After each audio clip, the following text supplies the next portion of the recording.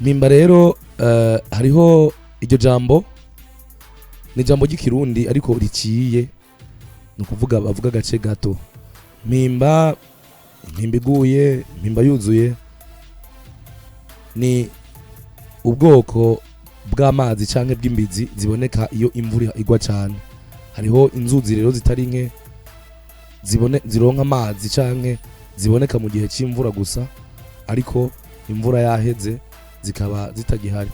Hariho kandi n'ahantu mu misozi usanga hari imbizi tuba tuzi ko iyo imvura nyinshi iguye aho hantu abantu bazoharonka amazi ariko imvura itaguye ntiyongere kuboneka.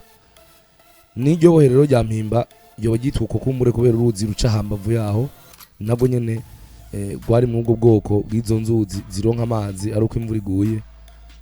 Ni abatari bakibavuga rero ngo ni mpimba iguye canke mpimba yuzuye. Abatari bake rero baca babivuga ari gato batangura kuvuga ko ari mpimba. None munsi rero urumva ko bavuga ngo mu yohero rya mpimba kandi umuntu ari ku Musaga. Abatari bake rero ngira bama biyumvira uti none ni kubera ikiyajya ku Musaga ito mu mpimba. Hari kumbure impande hagene hariho uruzi. Hari kumbure n'abari bibaza ko mpimba ari izina ry'ibohero mu Kirundi. Ngira nka prison centrale ariyo yitwa mpimba kuko n'abapfungiye mu zindi ntara wamawumva ngo ari mu mpimba. Kazoza FM, be your own boss.